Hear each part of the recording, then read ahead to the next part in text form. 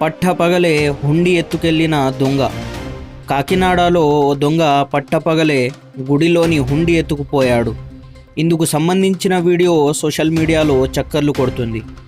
సంజయ్ నగర్ ప్రాంతంలో main road పక్కనే అమ్మవారి గుడి ఉంది. ఓ వ్యక్తి ఆలయంలోకి వచ్చి అటు ఇటు చూసి ఎవరూ రావట్లేదని నిర్ధారించుకున్నాడు.